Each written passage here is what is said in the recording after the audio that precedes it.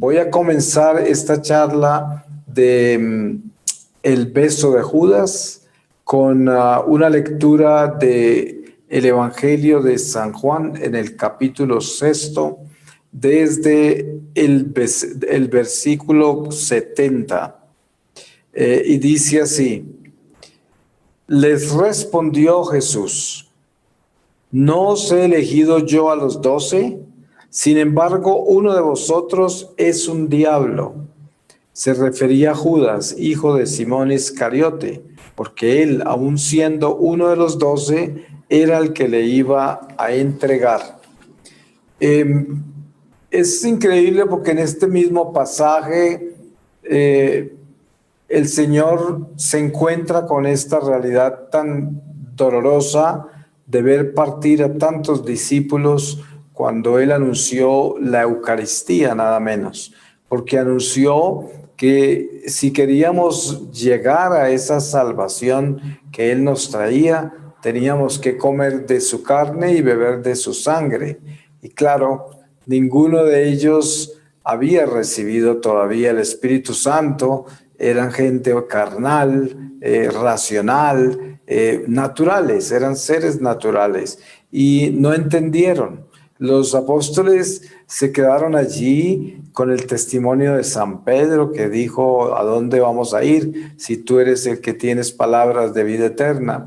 Y el mismo Señor le dice que no fue él el que habló, sino el Espíritu Santo que habló a través de él. Y en ese momento anuncia quién lo va a traicionar.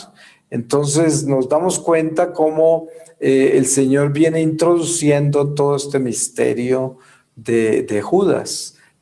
Porque para la iglesia, y yo pienso que como ya brevemente les estaban dando información las presentadoras Diana y Ángela, de que yo pues no soy teólogo, no estudié ciencias religiosas, y no soy de los que puede sentarse a preparar una charla porque no tengo esa estructura teológica, solamente lo hago desde el espíritu, y podría decir que para mí, siendo un laico que no tiene ese tipo de formación doctrinal y teológica, Judas ha sido un misterio muy grande.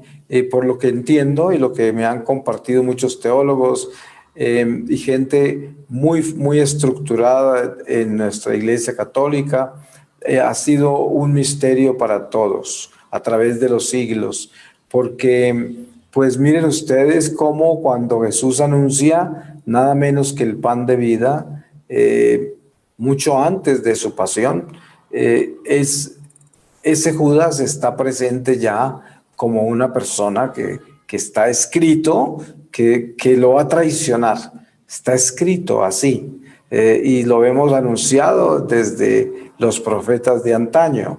Entonces, ¿quién puede explicar este misterio? Es como explicar el origen del mal, el origen de la caída de los ángeles. Todos estos son misterios inescrutables. Nosotros no podremos entender esto hasta no pasar el umbral hacia el santuario de Dios, hacia la gloria prometida por Jesucristo, si caminamos con Él y alcanzamos a entrar a esa plenitud de la verdad. La verdad ha sido revelada, toda, pero nosotros, pues para poder alcanzar a tener esa claridad de la plenitud de la verdad que está revelada, pues necesitamos entrar en la perfección y la santidad. Y para eso necesitamos primero necesitamos correr esta carrera del Evangelio, como dice San Pablo, ¿no? Tenemos que ir al estadio a participar en los Olímpicos, pero en los Olímpicos de Dios, no en los del mundo, porque no es una corona perecedera la que buscamos, sino la corona eterna. Y sabemos que esto es un trabajo arduo, que es el trabajo como lo han expuesto en conferencias maravillosas este fin de semana desde el obispo, nuestro querido Monseñor, que inició este congreso desde Guatemala, hasta el padre Andrew que acaba de darnos la última conferencia antes del último testimonio, desde Valencia, España.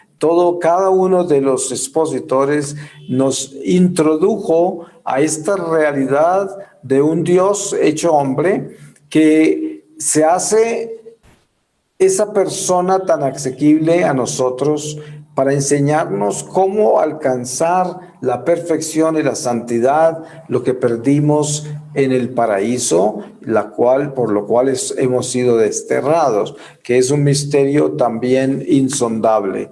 Entonces, para alcanzar el conocimiento pleno de este misterio, tenemos que cruzar el umbral de esta vida a la otra. Sin embargo, el Espíritu Santo es puntual cada que nosotros le llamamos para preguntarle. Y en esta reflexión yo le estoy preguntando al Espíritu Santo junto con todos ustedes sobre Judas. Yo entiendo, por ejemplo, que en la carta, digo que en el Evangelio de San Juan, en ese capítulo 6, el Señor se encuentra al frente de toda esa masa de gente que lo seguía y los ahuyenta con contarles cómo es que se va a dar esa salvación al anunciar nada menos que la Eucaristía, y también anuncia que entre ellos hay un diablo. A los apóstoles, cuando se quedaron solo con ellos y todos los demás se esparcieron, asustados y escandalizados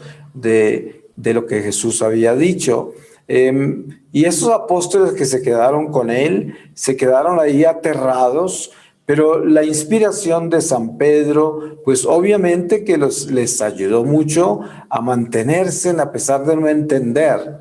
Pero el Espíritu Santo, que siempre actúa en una forma maravillosa, los mantuvo unidos a Jesús sin que entendieran nada. Y esto es lo que estamos haciendo nosotros con el misterio de Judas, que estamos unidos a la realidad de que el Señor sabía quién era Judas todo el tiempo y sin embargo lo dejó todo el tiempo hasta la última cena. Esto nosotros, sin entender, nos mantenemos como los apóstoles cuando todos se fueron aterrados y San Pedro se inspira y declara al Señor como el Mesías, como a Dios, como el enviado, el Emmanuel, y ni siquiera, según dice Jesús mismo, ni siquiera San Pedro sabía lo que estaba diciendo. Fue el Espíritu Santo que habló a través de él, y el Señor les descarga semejante información: entre ustedes hay un diablo.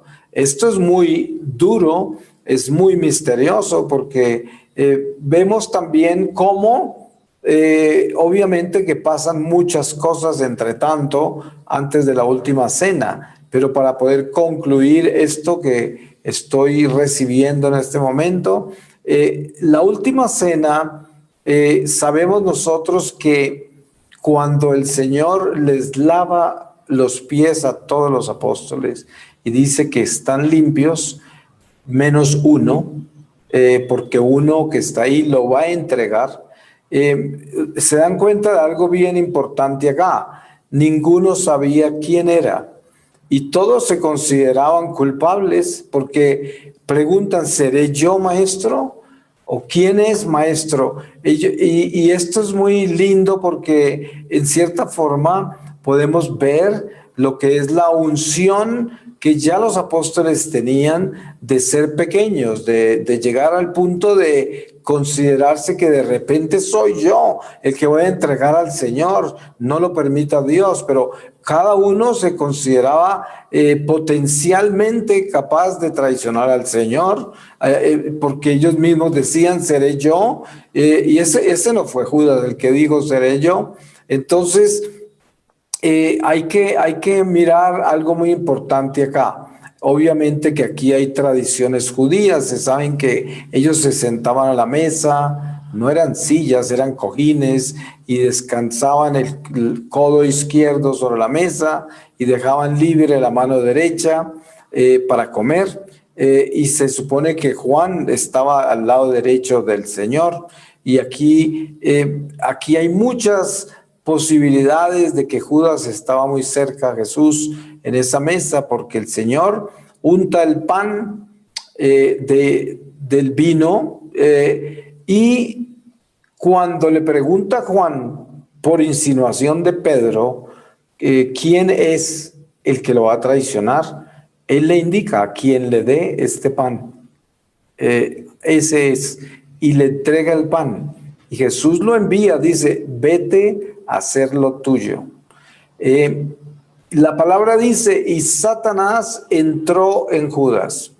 Ahora, aquí hay algo muy importante, ¿no? Judas sale y es de noche. Ustedes se dan cuenta que cuando nosotros nos alejamos de Dios, entramos en la noche, entramos en las tinieblas, en la oscuridad del mundo. Allá se fue Judas, se fue a la noche, se fue a la oscuridad. Ninguno de los apóstoles entendía qué estaba sucediendo porque ellos pensaban, como él manejaba el dinero, que se fue a comprar algo, que se fue a llevarle dinero a los pobres. ¿Quién sabe cuántas posibilidades habían en el corazón de los apóstoles que miraron ese momento? Y entonces, ¿qué sucede? Que el Señor nos mira a nosotros con ese amor tan grande para mostrarnos a Judas Iscariote, dándonos a entender que Judas Iscariote estaría en la iglesia. Judas Iscariote estaría siempre en la iglesia. Por eso vemos nosotros hoy ese beso de Judas del que yo quiero hablar.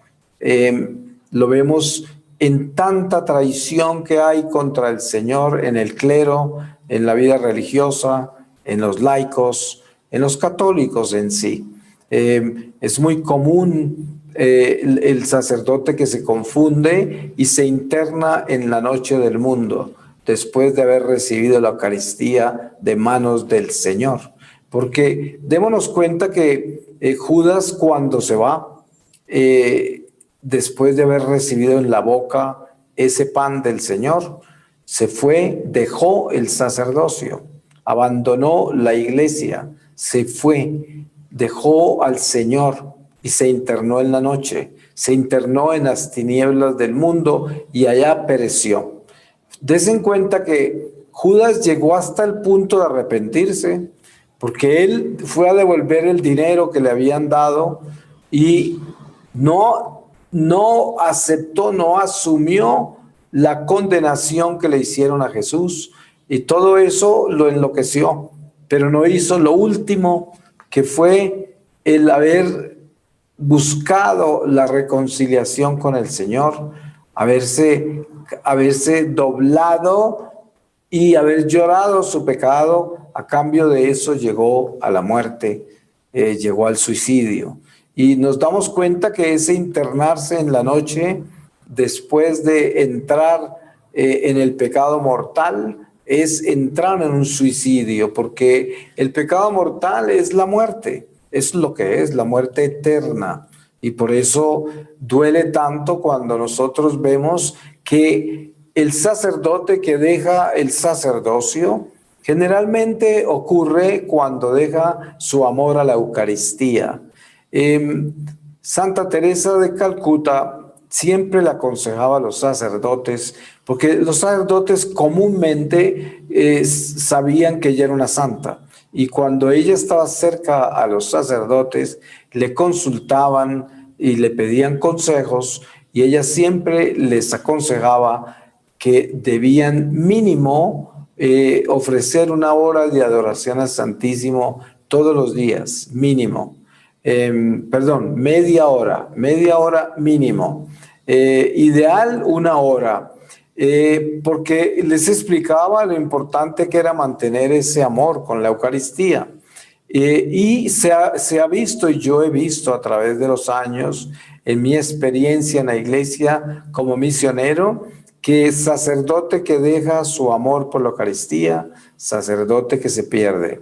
Algunos se quedan en la iglesia por razones económicas, políticas, por razones de populismo y quién sabe cuántas razones equivocadas, pero no por amor ya a Dios, porque ya perdieron su relación con la Eucaristía y se les ve la forma en que celebran la Eucaristía, la forma en que la sirven, la forma en que tratan la Eucaristía, se dan cuenta que ya no tienen amor por la Eucaristía. Es un sacerdocio perdido, es un Judas ya en la iglesia. Se quedan en la iglesia muchos de los Judas, otros se van, se internan en la noche, pero con esto no podemos crear un juicio de ellos, porque no se trata de esto, porque ni siquiera podemos juzgar a Judas. ¿Cuál de nosotros pudiera decir que podemos o tenemos alguna razón para juzgar a Judas? Nadie tiene eso, solo el juez divino, que es Jesucristo. Como San Pablo dice, ni yo mismo me juzgo. Por eso, esta reflexión no es para juzgar a Judas, ni juzgar a ningún Judas de la iglesia, porque hay tantos. Nosotros hemos sido Judas en la iglesia también. Yo estuve lejos de la iglesia por 33 años y también hice lo mismo que Judas, que recibí esa hostia y me interné en la noche. Por misericordia el Señor me regresó antes de que hubiese terminado en la oscuridad eterna. Esto es pura misericordia de Dios. Así de que cada uno de nosotros puede que tenga una historia de haber vivido ese Judas. Y por eso lo último que podemos hacer es juzgar a ninguno de nosotros y mucho menos a Judas. Pero sí podemos ver el misterio de Judas. Ahora, ustedes se dan cuenta que el Señor en muchas partes de su vida pública recibe el beso de Judas, porque son muchos los que lo traicionan durante toda su vida pública.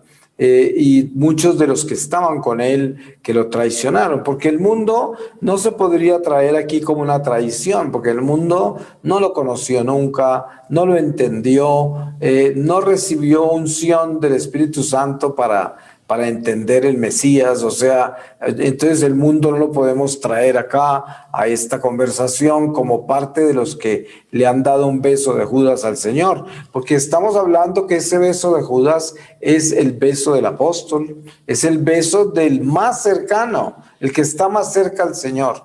Ahora, Judas está con el Señor hasta el último momento, antes de que él parta hacia su pasión.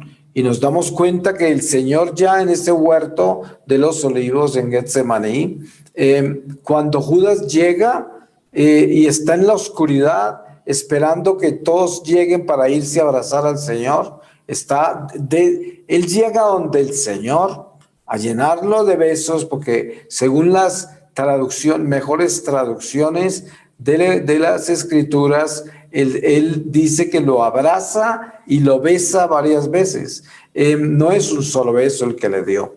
Y el Señor le dice, con un beso entregas a tu Señor. Y esto es importante de entender, que el Señor hasta ese momento todavía le estaba hablando como a su amigo, todavía. Él nunca dejó de hacer eso con Judas en ningún momento. En lo único que Jesús no acompañó a Judas fue en el suicidio, pero él lo acompañó en todo lo demás. Casi que como que se da el refrán que hay muy popular que dice: yo camino con mis amigos hasta la tumba, pero no me entierro con ellos, ¿no? En este caso, este amor tan incondicional del Divino Maestro hace que Judas permanezca a su lado hasta el último momento.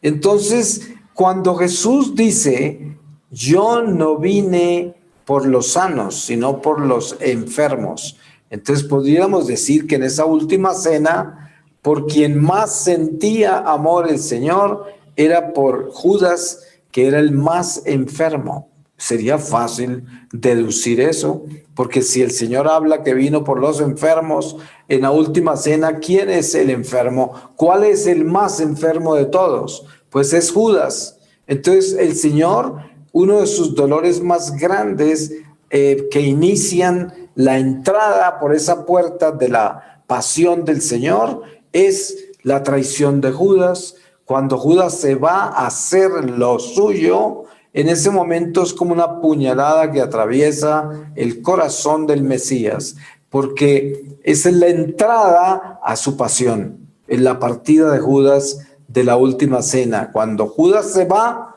el Señor empieza a hablarle al Padre, a decir: Padre, glorifícate en tu Hijo. Y esto es ya la entrada a la pasión, porque ese glorificarse era algo espantoso. Sin embargo, era nuestra salvación, el camino por el Calvario. Pero démonos cuenta que esa partida de Judas a la oscuridad, a la noche, a esa noche de la cual no hubo regreso, porque fue una noche en que se internó, de la que no salió.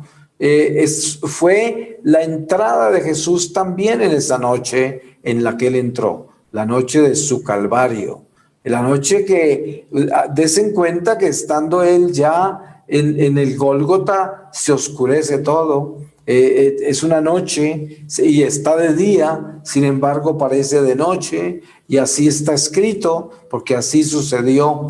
Las tinieblas que invadieron la tierra, y todo lo que sucede ahí es una oscuridad, pero para que llegue la luz, porque así es. Por eso dicen: cuando tengas tanta oscuridad en tu vida, no te olvides que puede ser la mano de Dios que está sobre ti, pero viene tu salvación.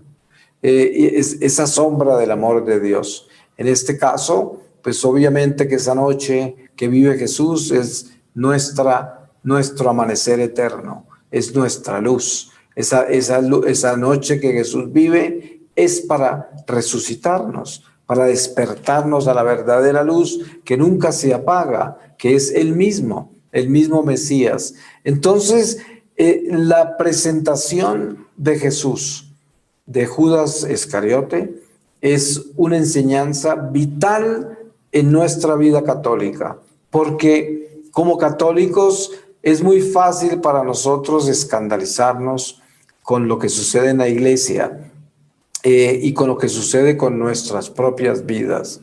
¿Cuántas veces compartimos nosotros con los hermanos en la fe y decimos: yo no merezco estar en la iglesia, yo no merezco ser de Dios, yo soy una persona que constantemente tengo esta tendencia a traicionar a Dios, soy un pecador terrible? Y es fácil entrar en esa reflexión porque nuestra naturaleza mala es muy mala. Al mismo tiempo, nuestra naturaleza buena es muy buena, y cuando nosotros nos dejamos empujar por la mala, pues nos sentimos malos. Sin que seamos malos, pero que estamos haciendo cosas malas, o tentados de hacer cosas malas, o inclinados a hacer cosas malas. Y es muy fácil escandalizarse por el mal del hermano. Sí, uno mira las cosas malas que hace el otro, y fácilmente, sin ningún esfuerzo, totalmente se escandaliza, y hasta puede separarse de esa persona, abandonarla, denigrarla, hasta difamarla, porque uno no acepta los errores del otro. Sin embargo, cuando empieza a entrar la conciencia espiritual en el individuo, lo primero que se da cuenta es que, y hace pocos días, ustedes saben, el Evangelio hablaba precisamente de la viga que tiene uno en el ojo. Habría que quitársela primero antes de mirar en la paja que tiene el prójimo. Pero esta enseñanza es una enseñanza muy dolorosa, porque qué difícil que es cumplir con ese precepto que nos llama el Mesías a cumplir, que es el mirarnos primero nuestra miseria, antes de ponernos a juzgar a los demás y a escandalizarnos por el pecado del prójimo. Cada que un sacerdote cae, y ustedes saben que ¿a quién es que odia más el demonio en este mundo si no es a un sacerdote? Un sacerdote es la pesadilla más grande de los infiernos, porque un sacerdote es el instrumento de Dios, un instrumento de Dios que puede nada menos que perdonarnos nuestros pecados. Ustedes saben que cuando un sacerdote llega donde un moribundo que ha estado toda la vida lejos de Dios. Si ese moribundo se arrepiente, se confiesa y le da la absolución, se salva. ¿Ustedes se pueden imaginar lo que le duele al demonio eso? ¿Ustedes se pueden imaginar lo que le duele el misterio de la transustanciación, donde esas especies del pan y el vino se convierten en el cuerpo y la sangre de nuestro Señor? El milagro más extraordinario que hay. Es decir, si nosotros quisiéramos describir qué es lo más extraordinario que ha hecho Jesucristo y que nos ha dejado, tenemos que aceptar que es la Eucaristía, que hay más grande que eso. Es la Eucaristía. Por la Eucaristía este mundo no se ha desbaratado y caído totalmente en las manos del mal. Por la Eucaristía, si no fuera por la Eucaristía, desen cuenta que curiosamente en estos tiempos de pandemia, precisamente hemos sido privados de la Eucaristía. Y todo esto tiene una razón, y es que el Señor nos ha llamado la atención y nos ha quitado ese alimento y nos ha separado del templo y nos ha llevado a casa para que miremos desde adentro de nosotros en qué andamos. Es un campanazo, una llamada de atención muy importante, y mucha gente protesta y hacen esto y lo otro, pero la realidad es que Dios está en medio de todo esto. Con su iglesia nadie puede. Si Dios ha permitido que esto suceda, es porque Él está enseñándonos una lección. Yo siempre digo a la gente, olvídense de estar por ahí gritando y quejándose de lo que está sucediendo. Más bien pregúntese qué es lo que el Señor le está enseñando, a ver qué es lo que le quiere mostrar el Señor con este privarse de la Eucaristía, privarse de los sacramentos. Es importante saber por qué, porque el Señor es el que provee eso. Yo me acuerdo algo paralelo a esto que tiene que ver con la iglesia y con la gracia de Dios, y es que en una oportunidad un amigo mío me dijo, estoy muy preocupado y al mismo tiempo ofendido con el arzobispo de aquí de mi ciudad porque no quiere nombrar exorcistas, y aquí hay mucha gente endemoniada y hemos ido muchas personas a rogarle y él no quiere. Y entonces yo quedé muy intrigado con eso, pero yo no le respondí nada a este amigo porque no sabía qué decir.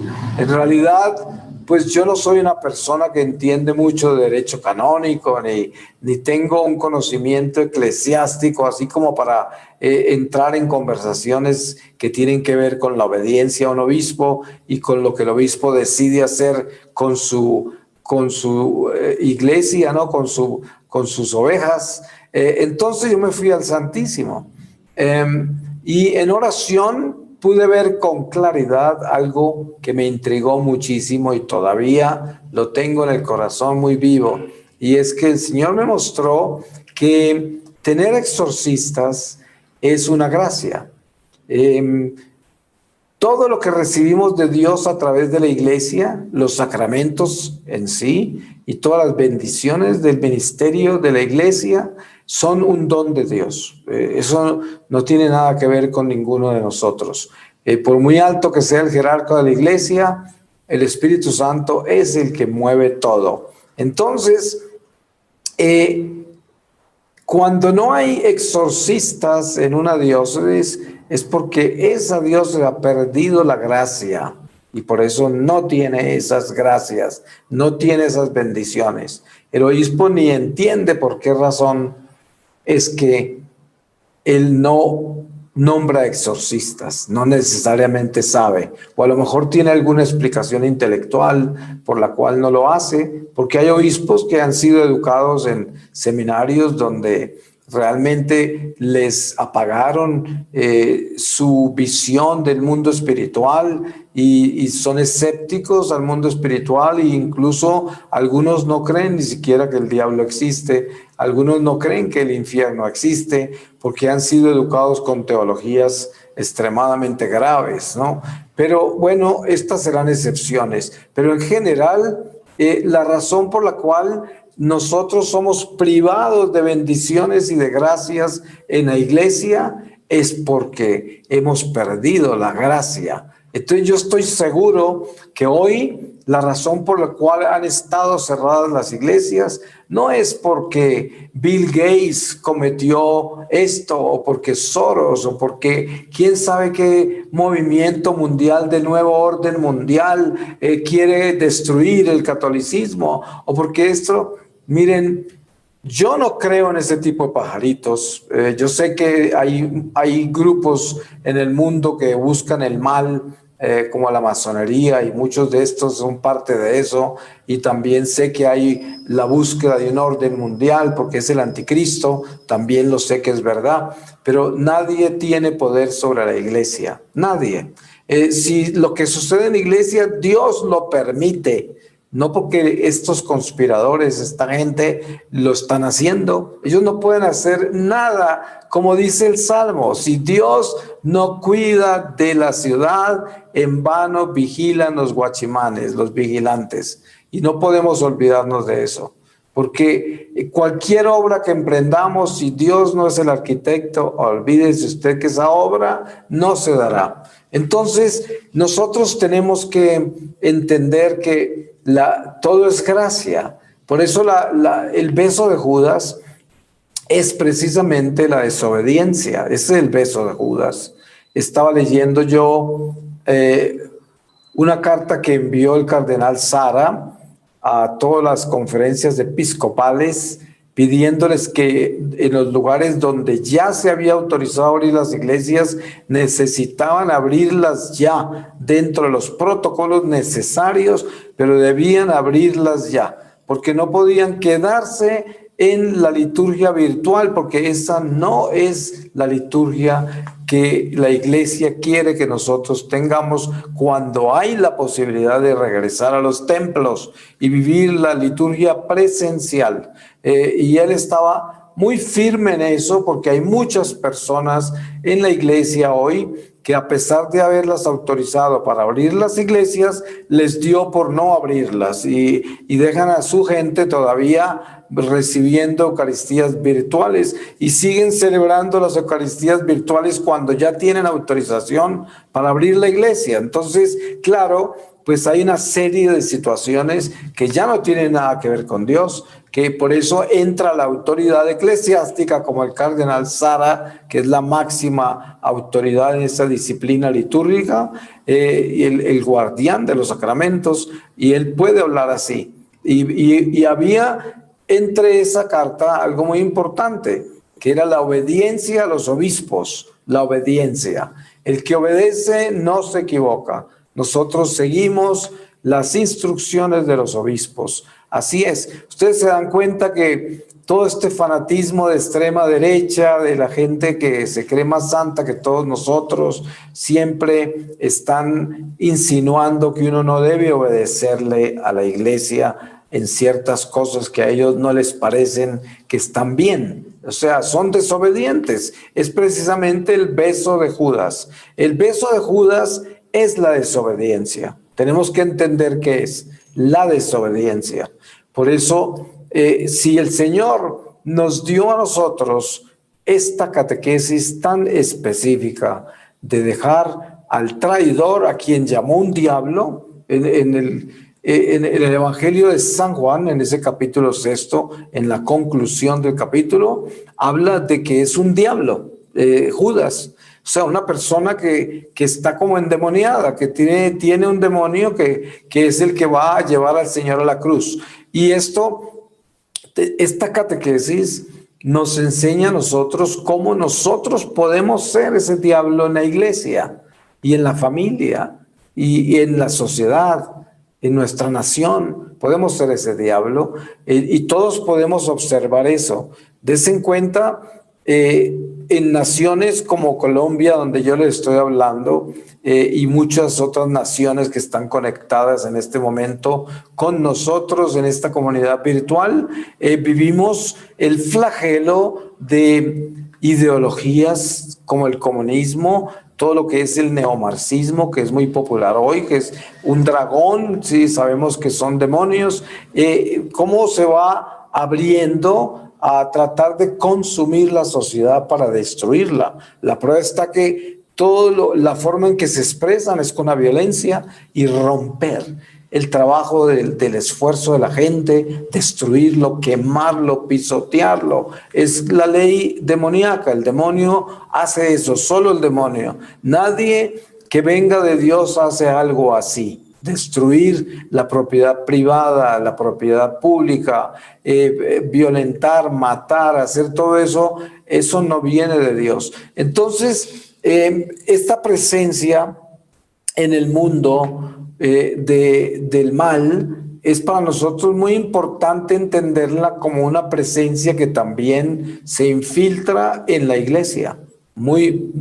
Es decir, des en cuenta ustedes que la presencia de Judas en las Escrituras es la de un judío que, según la historia, es como un guerrillero que está más interesado en derrotar a los romanos porque pues es un judío que es celoso de su gente y de su patria y no acepta la invasión de los romanos, algo muy justificable, porque ustedes saben que eso es un grito rebelde de una persona que quiere la libertad de los suyos. O sea, esto no tiene un origen malo, y sin embargo, él que espera en Jesús como el Salvador, el que viene a rescatar a los judíos del poder de los romanos, y se da cuenta que ese no es el Señor, ese no es el tipo de salvación que trae el Señor, pues esto pues lo acaba de enloquecer contra Jesús. Pero este tipo de mal que se entra en la iglesia a través de Judas, también lo encontramos en el Sanedrín. Ustedes se dan cuenta cómo el Sanedrín entra en ese espíritu de odio y de celos y de persecución contra el Mesías, sin importar todos los milagros que veían, porque nadie de todos esos profetas falsos que habían aparecido, que el Evangelio nombra varios, especialmente Gamaliel, cuando les da ese discurso al Sanedrín para que no castiguen a los apóstoles, explica de que lo que es de Dios nadie lo puede destruir y lo que no es de Dios solo se destruye. Sin embargo, estos doctores de la iglesia no les importó todas las señales que tenían de Jesús, de las maravillas que había hecho. Ya habían llegado al punto de que decían, así sea el Mesías, lo vamos a matar. Porque decir, digan lo que digan, crean lo que crean, a ese hay que matarlo. Entonces, hasta el punto que el jefe máximo dice, es que tiene que morir uno para la salvación de todos los demás. Lo que no sabía era que era profético lo que estaba diciendo, porque así era, tenía que morir ese Mesías para que todos nos salváramos. Y él no sabía lo que estaba diciendo. Le pasó lo mismo que le pasó a San Pedro cuando Jesús anunció la Eucaristía. Le dijo, ¿a dónde vamos a ir si tú eres el único que tiene palabras de vida eterna? Esto tampoco lo dijo San Pedro de su corazón, fue el Espíritu Santo. Entonces, en todo este misterio nos queda algo importante, y es que todos somos potencialmente Judas Iscariote. Eso nos debe quedar claro.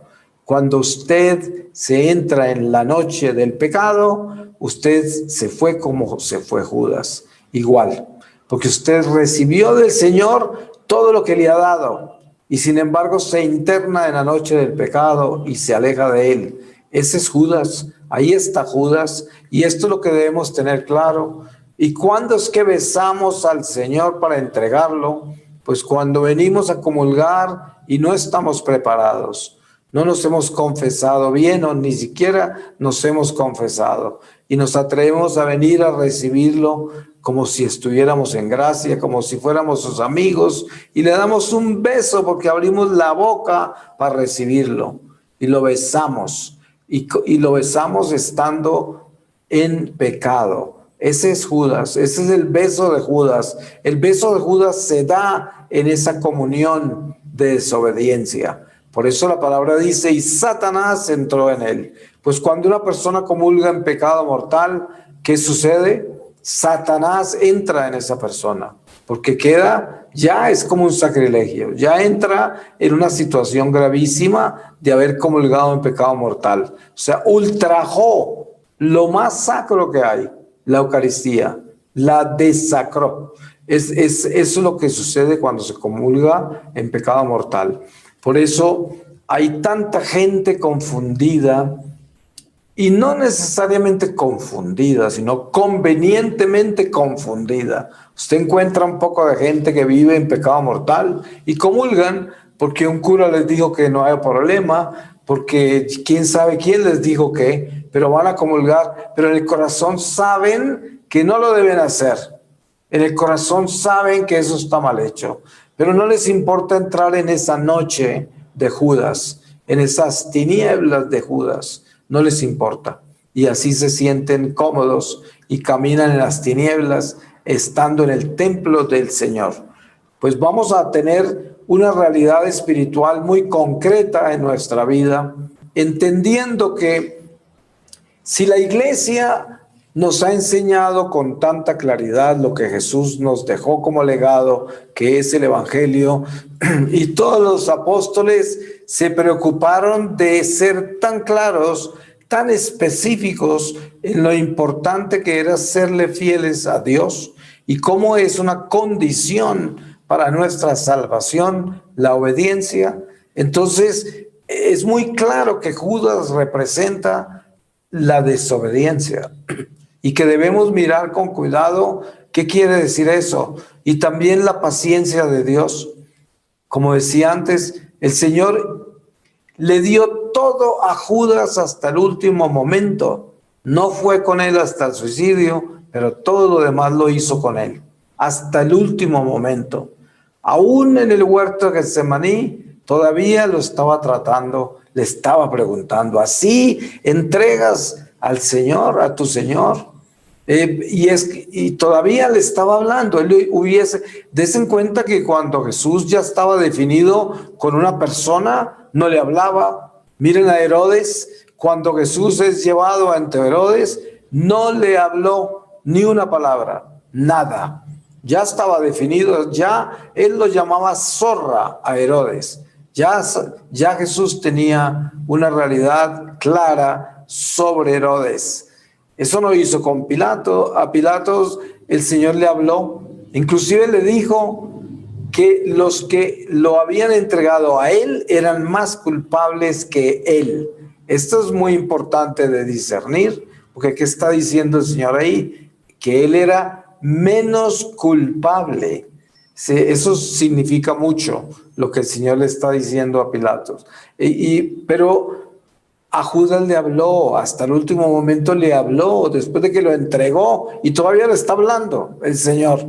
Le está hablando como a uno de los suyos que está enfermo, que está mal, que está buscando su propia destrucción. Sin embargo, esa es la vida nuestra con el Señor. El Señor siempre está esperando que nosotros entendamos que no es en la oscuridad donde nos debemos internar. Y esto es importante tenerlo claro, porque si no entendemos eso, pues no vamos a entender qué es lo que el Señor verdaderamente está buscando de nosotros para salvarnos, porque es muy fácil decir que el Señor es tan misericordioso, que Él nos perdona todo siempre, y que Él entiende que nosotros somos unos pecadores miserables y que el Señor pues no nos va simplemente a dejar que nos condenemos, porque como nos quiere tanto y como es tan misericordioso, Él entiende que hay cosas que nosotros no podemos hacer bien. Y este tipo de sermón, este tipo de monólogo interior es muy común en el cristiano de hoy, especialmente porque vivimos un mundo tan increíblemente superficial y materialista que el hombre se acomoda de acuerdo a su materialismo, de acuerdo a su superficialidad, de acuerdo a su desobediencia, y crea su propio Dios, crea su propio Jesucristo, crea sus propias leyes y se convence de ellas y así participa en la iglesia. Y dentro de eso hay curas, monjas, laicos, misioneros, toda clase de gente. Y de entre eso seguramente que hemos estado cada uno de nosotros en diferente nivel. Por eso, una de las razones por las cuales llegamos a crear espacios como estos, como este congreso, por ejemplo, y tantos otros que hemos hecho este año, es con la única intención de que tengamos un momento de reflexión, de que podamos mirarnos con sinceridad en el corazón y darnos cuenta en qué andamos, dónde está Judas. Es importante mirar a Judas en nosotros para saber qué está haciendo, ¿sí? A ver en qué anda Judas, a ver en qué anda, porque qué tal que esté bien ocupado y haciendo otras cosas que son totalmente de la oscuridad. Eso es algo preocupante y esto puede suceder porque cada vez que estamos entrando en un territorio de desobediencia, nuestro apellido es Iscariote, tenga la seguridad. Ese es su apellido. Por eso hay que entrar en una realidad de sinceridad, porque miren ustedes que en la historia sagrada uno puede reflejarse en ella simplemente escuchando la historia de todos los personajes de la Biblia y mirar las cosas tan increíbles que hicieron, los pecados tan terribles que cometieron, todo lo que sucede. Y todo eso se puede quedar como cuando uno ve una película, como cuando uno lee una novela o una historia de ficción. Pues son personajes y suceden cosas, y unos hacen cosas buenas y otros hacen cosas malas, etcétera, y todo se queda ahí.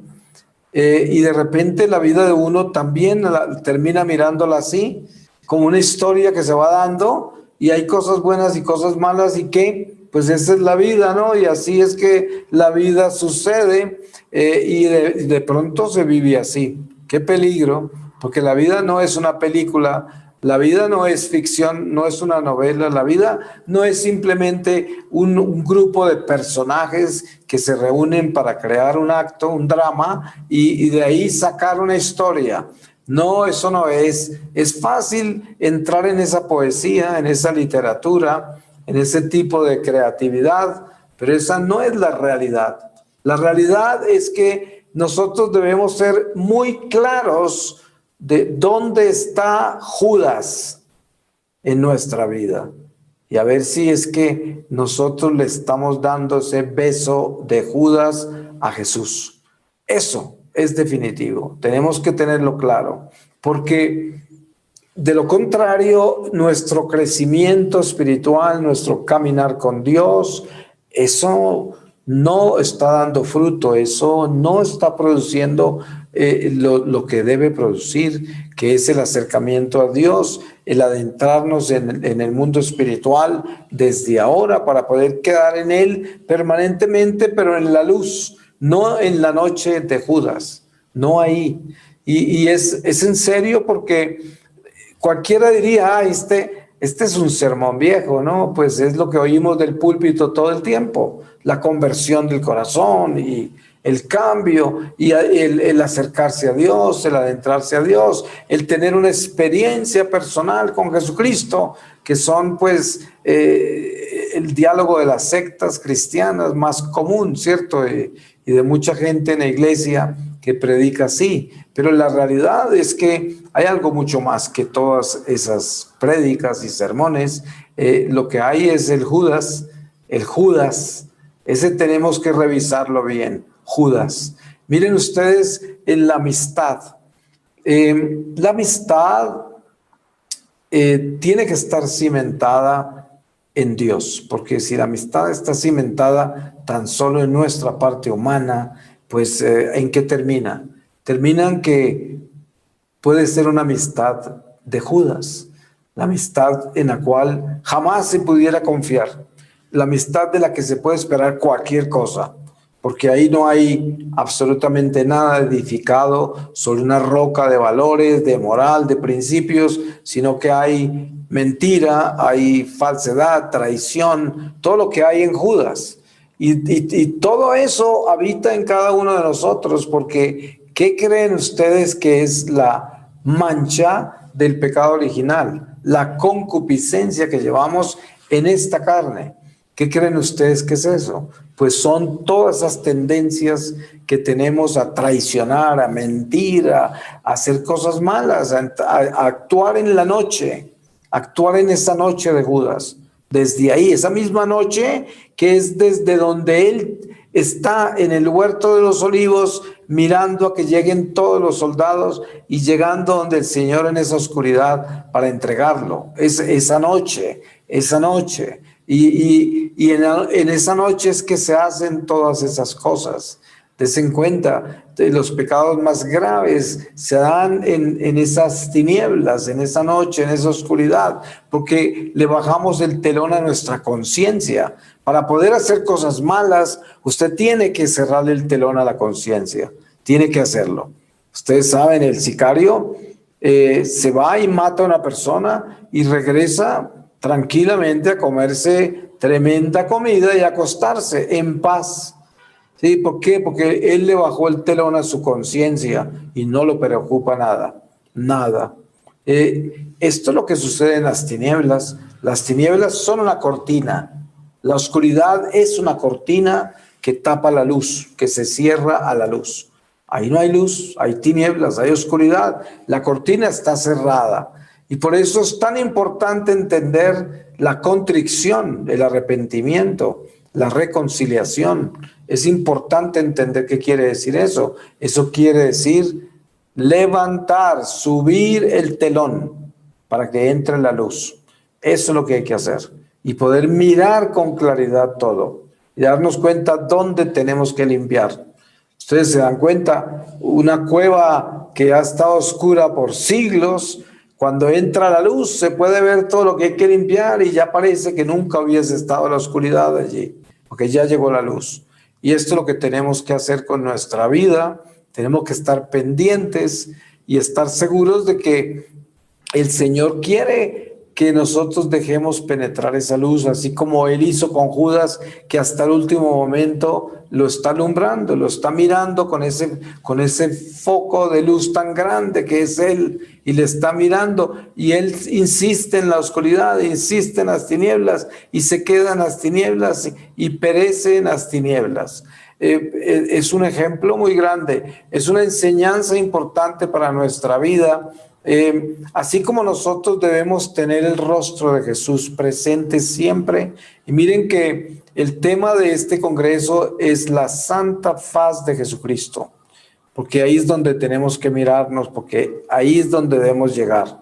Y des en cuenta que la santa faz de Jesucristo que conocemos nosotros dentro de la iglesia es una faz lacerada, golpeada, es un Jesús totalmente hinchado, deformado por todos los golpes que le dieron, la tortura por la que pasó, pero esos ojos tan increíblemente preciosos de amor desde ese rostro golpeado y deformado por la violencia del pecado, es el que nos habla a nosotros que a pesar de todo eso, Él nos está esperando y nos está mirando con ese amor tan tierno, tan increíble, con el que miró siempre a Judas. Porque a pesar de saber quién era Judas, Él siempre lo amó hasta el último momento, porque eso es lo que hace con todos nosotros. Él nos ama y sabe quiénes somos. Y sabe que nosotros potencialmente podemos ser ese diablo a quien se refería Él cuando le dijo a los apóstoles que entre ustedes hay un diablo. Es que, ¿cuántas veces no nos hemos sentido así? Porque nos hemos dado cuenta que el egoísmo nos ha aislado del amor, la avaricia. Ustedes se dan cuenta que la gente joven, el pecado del joven es la lujuria. El joven padece de lujuria y el adulto ya grande padece de avaricia. Son dos pecados, uno que acompaña la juventud y la otra acompaña ya la madurez, ¿no? La avaricia. Entonces, cuando miramos a Judas, Judas era un hombre joven. Todos los apóstoles eran muy jóvenes. Entonces, obviamente Judas era un hombre que vivía la furia de su juventud. No fue la avaricia la que lo llevó a recibir esas monedas. La prueba está que fue a devolverlas, porque no fue la avaricia. Y la lujuria en este caso era esa desobediencia que tenía sembrada en su corazón por Satanás, que se le había entrado y lo había vuelto desobediente, traicionero. Eso es algo importante de tener claro, porque hay pecados muy particulares, como decir, des en cuenta que en este momento de nuestra historia hay un pecado que comienza a parecer grande dentro de la iglesia y es la apostasía.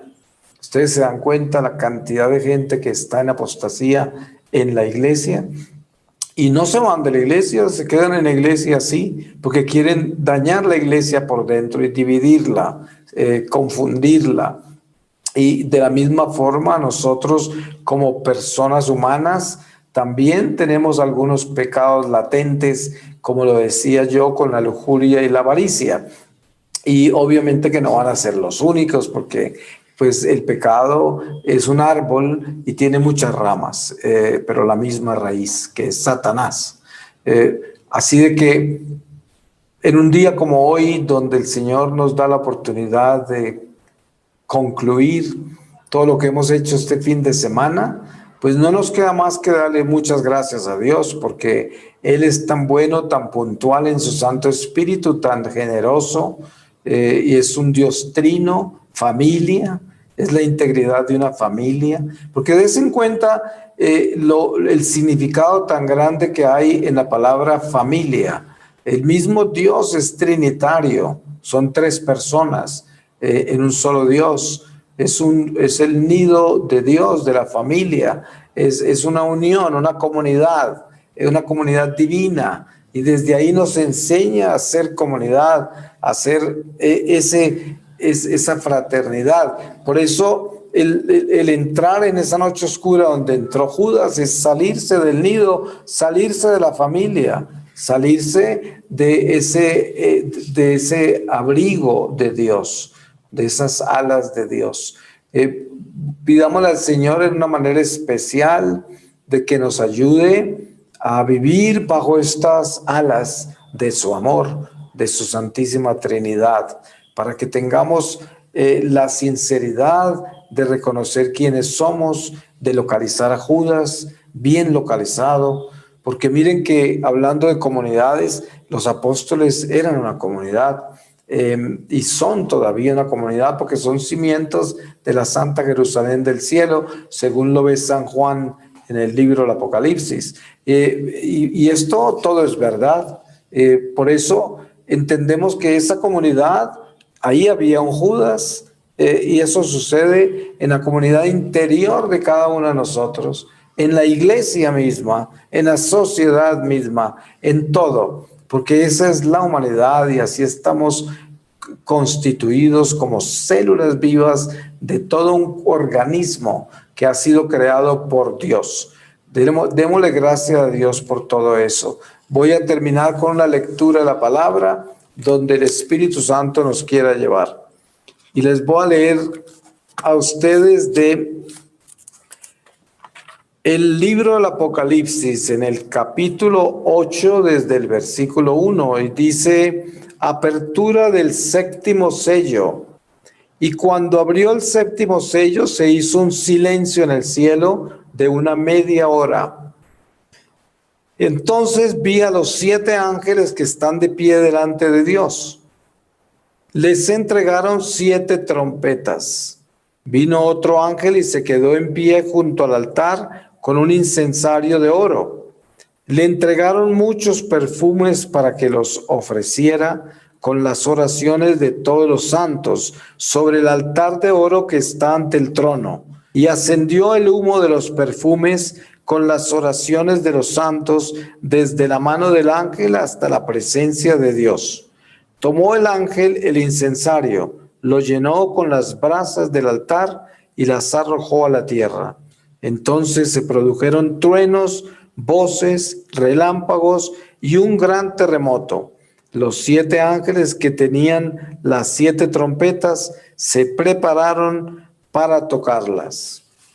Pues le damos gracias a Dios por esta oportunidad que nos ha dado de vivir esta experiencia de este fin de semana, toda arropada con la santa faz de Jesucristo y con todos los instrumentos que el Señor escogió para que en este fin de semana hablásemos de Él, trajésemos esa presencia de Él a esta familia que se ha reunido virtualmente durante estos 2 días y que se seguirá reuniendo en estas filmaciones que quedan en internet, porque es todo un ministerio que el Señor le ha dado a la iglesia y sobre la cual se ha mantenido viva la palabra del Señor en estos tiempos de dificultades y de templos cerrados.